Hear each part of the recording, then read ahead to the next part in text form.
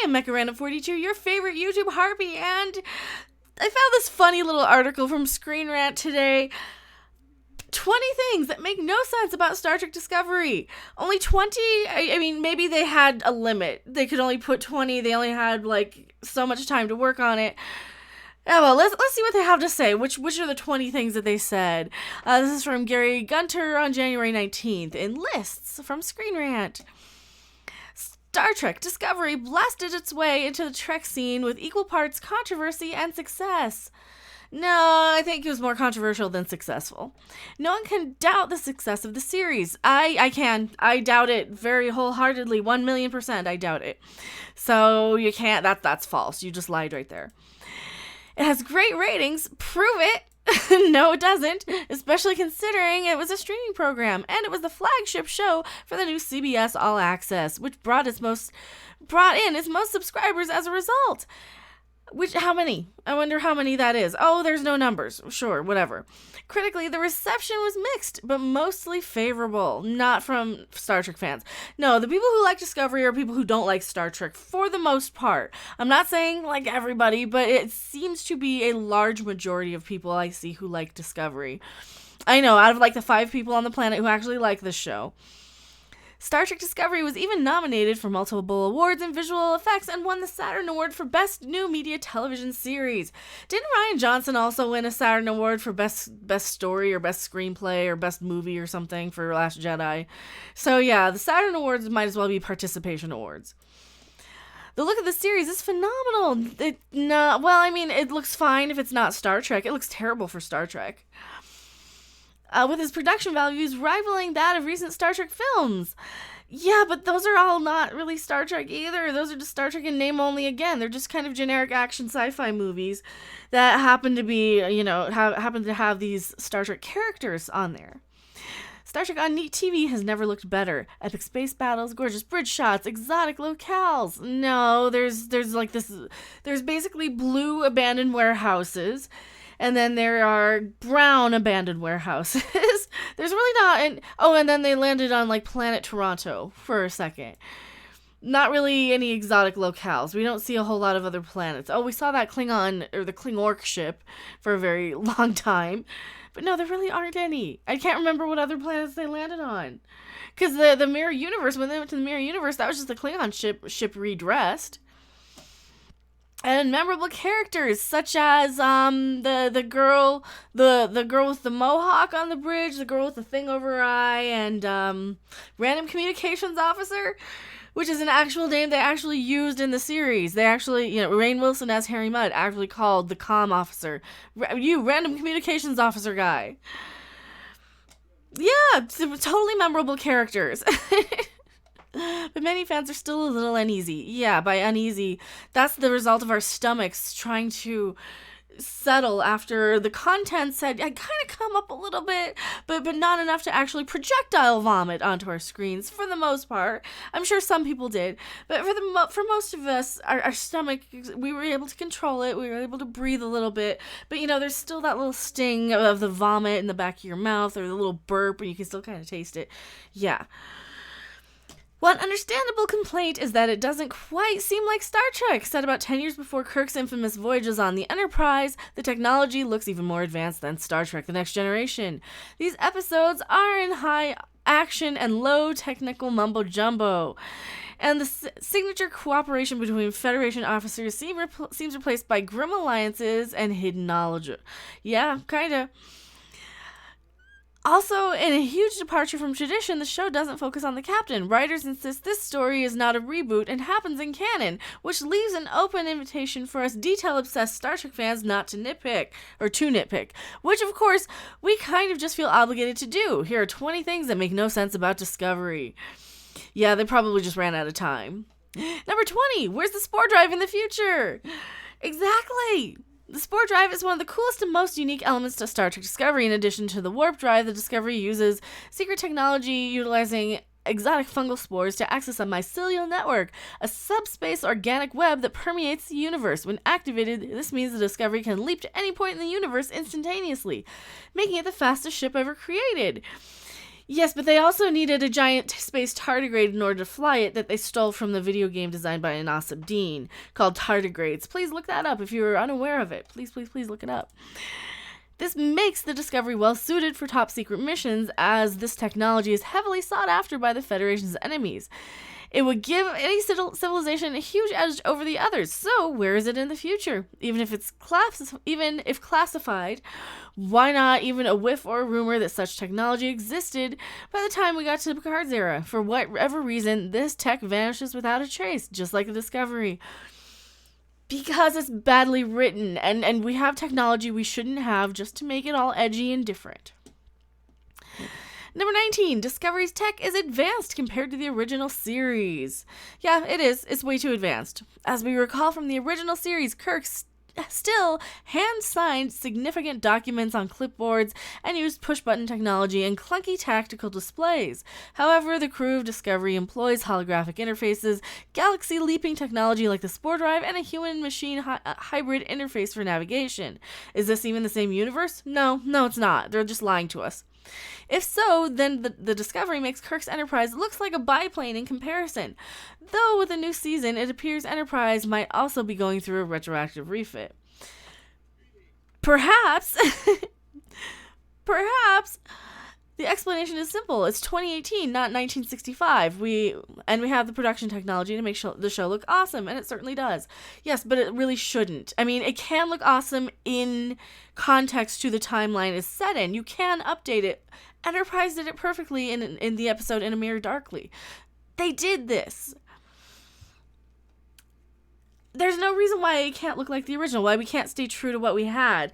Because it's Star Trek, I think they're just shooting themselves in the foot by making it a prequel and rebooting it.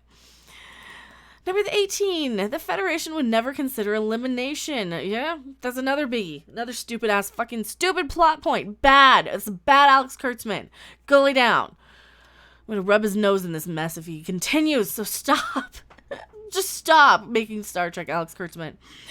Near the end of the final season, Earth is facing an imminent Klingon attack with not nearly enough ships to defend it. To counter, the Federation makes the questionable decision to use the Discovery to leap inside the Klingons' home planet, Kronos, aka Kronos or Kling. Once there, the plan was to have the crew unwittingly place a hydro bomb that would set off a chain reaction to make the planet uninhabitable.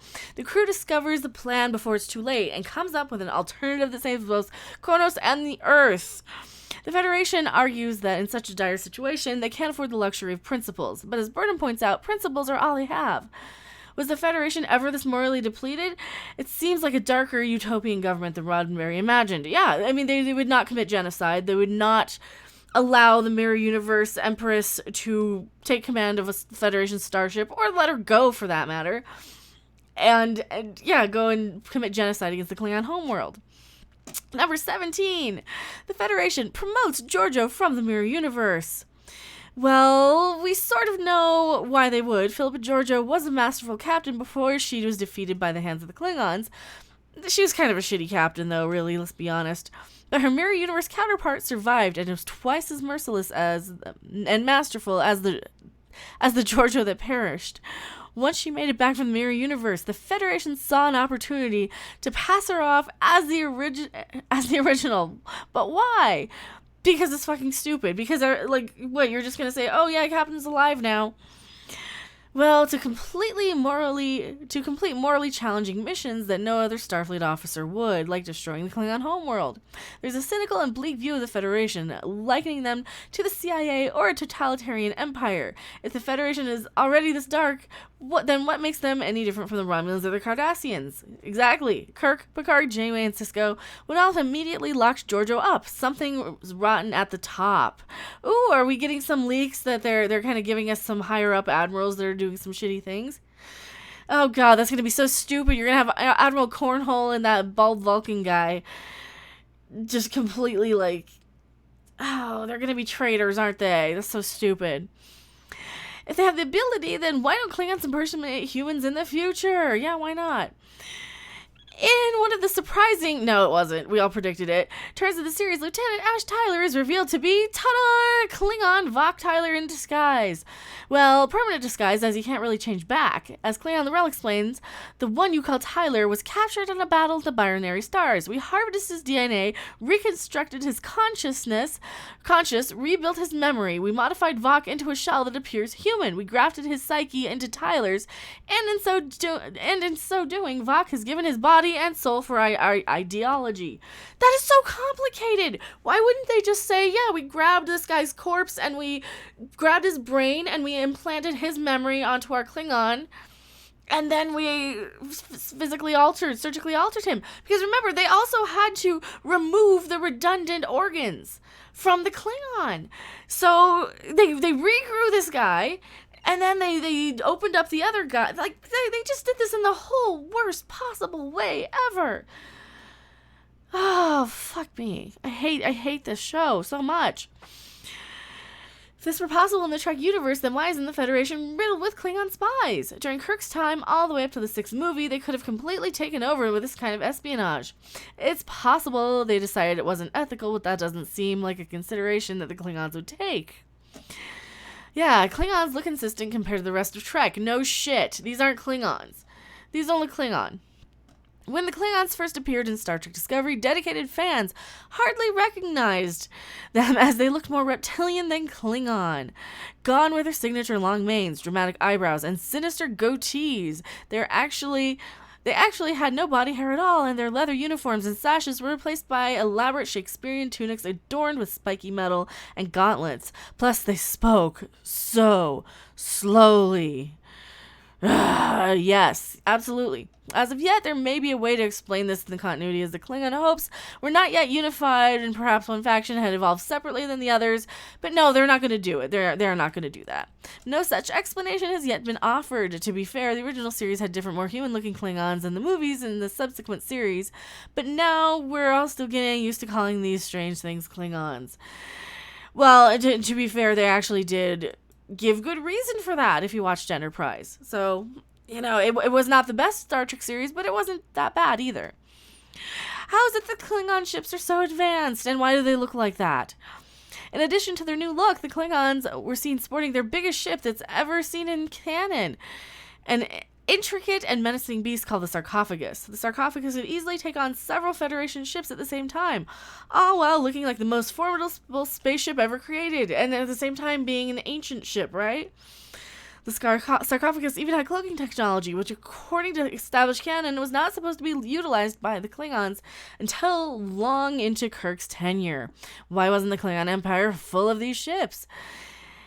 If this is the only one, then why? And why did they leave them sitting out there for 6 fucking months with this cloaking technology in Federation space? Why didn't they go back and get it? I mean, they went back to the destroyed Shenzhou for a telescope, but they didn't go to the ship that's like parked right outside the window that you can see from the ship. Oh, Lord. Why is Star Trek Discovery not on the official CBS network? It's behind a paywall. Kicking off a new Star Trek TV show is a major event. Many fans would still argue that television is the best medium for the franchise, as its rich themes lend themselves well to episodic storytelling. The last time we had a current Star Trek series was in Enterprise in 2005.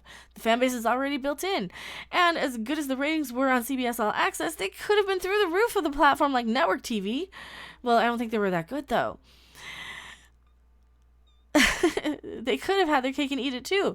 There would have been nothing stopping them from putting the episodes on streaming once they had aired. Perhaps CBS All Access needed Star Trek to get it going, but it's doubtful the reverse is true. Oh yeah, that's all it was. It was just to get to help launch their streaming service. They didn't care about the story or anything. They just wanted to trick a bunch of rich Star Trek fans into buying another streaming service. That's all. Why did Spock never mention he had an adopted human sister? Because she didn't exist. It's not entirely out of character for Spock to be tight-lipped about his family. In the original series, Spock didn't reveal that Sarek was his father right away, and he also failed to mention he had been arranged to have been married since he was 7. Over 20 years later, it slipped his mind that he had a half-brother named Sybok. However, this just seems beyond the pale. It seems like it would have come up that his half-sister, Michael Burnham, was a famous mutineer turned hero and served on a top-secret ship that helped the Federation win against the Klingons, which ultimately saved planet Earth. That seems like it would make for some great stories over some Romulan ale and a great way to drive McCoy bonkers. Season 2 will feature Spock heavily, so we hope we'll get some answers here. Oh, it's because they were banging, and they had a very taboo relationship. Probably. Or, possibly because she never existed. Plain and simple, she never existed. Why no mention of the Klingon War in the rest of Trek? Because it didn't exist in the rest of Trek. It was completely different. It was Axanar. The Federation Klingon War is shown in great detail in Star Trek Discovery. It's really not. No, it's not. Michael Burnham played an instrumental role in opening the skirmish, which is later known as the Battle of the Binary Stars. The war lasted roughly a year that saw the Federation lose about 20% of its territory to the Klingons, and thousands of Starfleet officers lost their lives. Yet, this is the first time Trek fans are hearing about it. Sure, there's mentions of skirmishes and battles in past canon. In the past canon, the Klingons and the Federation were always at odds with each other in the original series, but this is like learning about recent world history and never learning about World War II. There's nothing that outright contradicts this happening, even though other much less significant historical events are mentioned several times. This war seemed shoehorned in. It did. Thank you for pointing that out, Screen Rant. Minimum security when transferring Maximum security prisoners. Oh, there's many times. There's another time where Burnham and Georgiou beam over to the Klingon bridge. 2 little 80-pound women are going to take on a whole bunch of Klingorks. Stupid. And this is after Michael Burnham assaulted Captain Georgiou. Not even the Mirror Universe one, the main one. When transferring dangerous prisoners between facilities, wouldn't it make sense to secure them properly? Well, you think. In our world, we chain prisoners' ankles and wrists on a secure bus or van, sometimes even chain them together, with multiple armed guards inside the bus in addition to the driver. So why should there be even less security on a spaceship? It seems to be just the plot and no armed guards. Even cuffed, wouldn't it be easy for those prisoners to gang up on the pilot and escape? What happens if something goes wrong? Well, something did go wrong and the pilot didn't make it. Luckily, they were rescued by the Discovery, an event that is not as random as it might seem. Because everything's so convoluted here. Saru's danger sense. Oh, that makes no sense, too. Because they just willingly walk into this thing to come and get them like lambs to the slaughter. Saru is a member of the Kelpian race and the only one in Starfleet. He assumed command of the Discovery several times in the first season. Members of Saru's species were periodically hunted down and sacrificed by the Baul, a predatory race that was technologically more advanced. Well, they weren't really hunted down. They were just called to go and volunteer themselves. Oh, it's time. Okay, it's time for me to die. Dum-de-dum-de-dum. Transport me up. A predatory race that was technologically far more advanced. Perhaps as a result of this, Kelpians developed a sense when fatal danger was nearby. For Kelpians, threat ganglia on the back of their neck raise when this occurs. This can be explained similarly to Spider-Man's Spidey sense, in that it produces a heightened feeling of awareness and unease. It's also similar to Spider sense in that it doesn't really have a rational explanation. How exactly does it work? Is there some kind of premonition happening? Some kind of paranormal activity? So far, this doesn't have much of a scientific explanation. Well, it's more plausible that he evolved, like if they were hunted by an animal or another species on their planet. The fact that it doesn't matter because they willingly go to their deaths. That only matters if you actually care about survival. Number 8. How did Section 31 find out Georgiou's from the Mirror Universe? Well, they know everything. The Federation tried to hide that Georgiou is from the Mirror Universe, so Section 31, the CIA of the Federation, found out. It's a mystery as to how. From their meeting, it's implied he's been briefed, but Section 31 runs independently of the Federation. There's even some speculation that they are really the ones in charge, but it's unlikely that the higher-ups of the Federation would have willingly given up the secret. Being an intelligence organization, maybe they had a mole on the inside or some kind of surveillance at the very top of the Federation's decisions. If that's the case, then there's nothing They don't know about what's going on. How Section 31 operates is still unknown, so for now, all the operatives said about it was, "We are far more resourceful, that's how we found you." That's so stupid.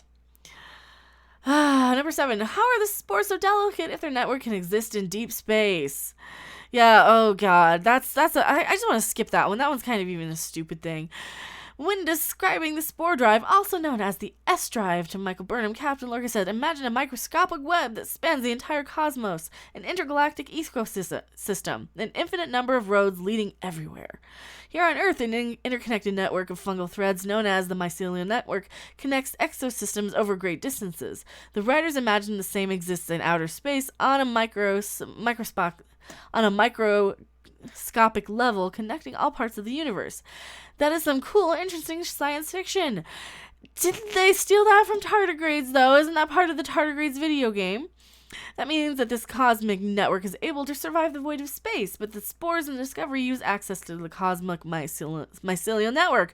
Must have been grown and harvested in exacting conditions. Shouldn't they be tough as nails if they're related to the cosmic network they're communicating with? This doesn't quite add up. Well, welcome to Discovery. Nothing adds up in this show. Are you new? This is your first thing? When did Sarah become so telepathically powerful? Well, when the plot said so. As we've seen over the past 50 years, Vulcans of canon or so, Vulcans are a surprisingly advanced species. In addition to their impeccable logic, incredible intelligence, and loyalty to the Federation, they have a few more surprising skills.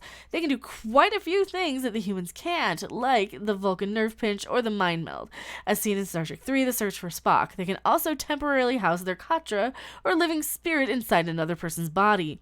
But at no point in the series were they able to see the Vulcan mentally communicate over a great distance, akin to mental telepathy or holographic projection. Well, that's because they're Jedi all of a sudden, and it's exactly the same crap in The Last Jedi, where you can just force Skype with somebody. Sarek accomplishes this with his adoptive daughter, Michael Burnham, since they have mind-melded before. It is theorized that Burnham has a piece of Sarek's Katra so they can communicate this way. But can other Vulcans do this? And if so, why haven't we seen it before? Because it's bullshit. It was one of those things that they just needed for the script and they just made up. Number 5, the first 2 episodes. Just the entirety of the first 2 episodes. I agree. Structurally, the opening 2 episodes of Star Trek Discovery are problematic. That's because they don't begin at the beginning, but begin before the beginning, like a prequel. The show the fans thought they were watching was actually kind of cool. It would have been intriguing to see more adventures aboard the USS Shenzhou, but it turned out not to be the show we were in for. It's not long before the USS Shenzhou is destroyed by Klingons, Captain Georgiou slain, and our hero Michael Burnham is already convicted as a traitor. She doesn't even board the Discovery until episode 3, and that is the second pilot of Discovery. The third pilot comes when they get into the Mirror Universe, and the fourth pilot now that we are on is the pilot from this season where Captain Pike takes charge of the Discovery. Because they have to reboot it every season. It's a weird way to start a show since we have to go through an introduction twice. Oh no, 4 times now. Well, 3 times now. Wouldn't it have been better to start in Discovery and slowly unravel the mystery of what happened in the past through flashbacks? It would have. But, the writers are terrible. Timeline problems. In the upcoming season of the Discovery crew will meet Captain Pike on the Enterprise, and Spock will be featured heavily in the storyline. But it's still uncertain exactly where we are in the timeline. If it's 10 years before Kirk, then technically Captain April would be in charge. However, the writers insist it's all the same timeline. At WonderCon 2018, Con showrunner Aaron Harwards confirmed the idea was always to be in the prime timeline. Obviously, there are questions and concerns and things that are different. Our technology is a little different. We are our own show in a lot of ways. Season 2 is really exciting for us. This is an opportunity to really show how Discovery fits into the prime timeline. That's a bullshit double talk nothing sentence, and you know it. We are firmly committed to that. Hopefully, future stories will help explain the other apparent inconsistencies with the timeline. Well, we've never had one.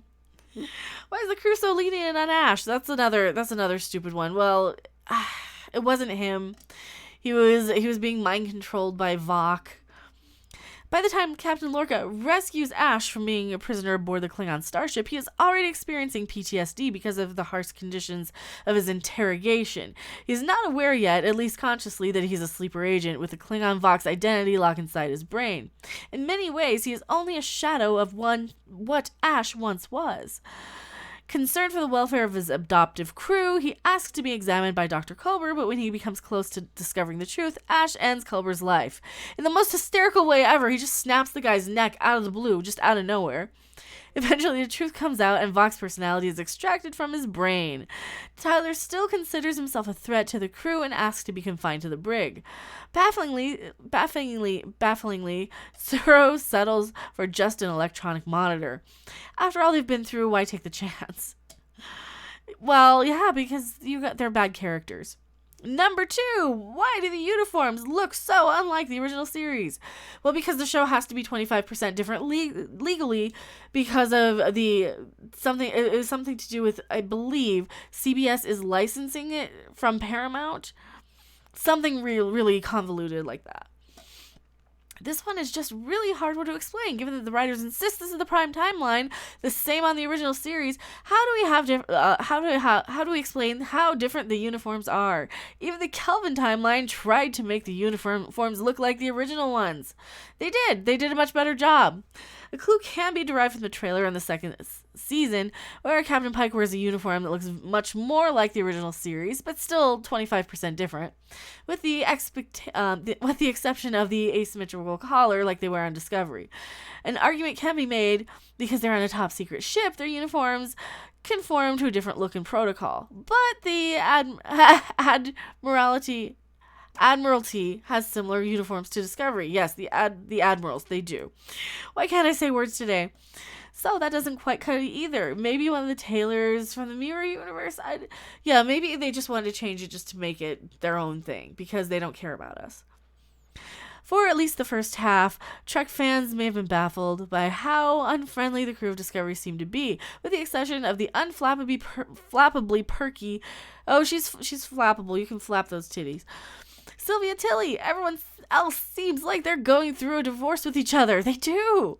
Some things might explain that, though. Captain Lorca's from the Mirror Universe, but the crew doesn't know it. The story is told from the perspective of Michael Burnham, who everyone thinks is a traitor. Tensions are high because they haven't prospected the Spore Drive yet, and they're in the middle of a war. Also, perhaps because of the 3 different captains, with Stamets going mad and 2 more traitors being revealed on the crew, maybe they've never had a chance to gel. Maybe because they're all horribly written and the show's just terrible and you shouldn't watch it. But one thing we'd love to see is a crew well bonded and ready to joke every so often. What else do you think doesn't quite add up to on Discovery? Let us know in the comments below. Was that number 1? Oh yeah, why is everyone so unfriendly on Discovery? Okay, that was number 1. I just scrolled right past it. Holy shit. What do you guys think? What else is so wrong about Discovery? I mean, I could probably name off a million more things, but I think that's gonna be something for you guys to do. I've already rattled and ranted long enough in this video. Thank you guys so much for watching. I am MechaRandom42. I am in the middle of getting everything set up over in the apartment, and U-Haul can suck it. U-Haul did not do me a solid today. Anyway, thank you guys so much. I will see you guys on the next video or live stream. Bye! Thanks for watching. If you liked it, make sure to hit that like button. And if you want to see more, don't forget to subscribe. See you in the next video. Bye!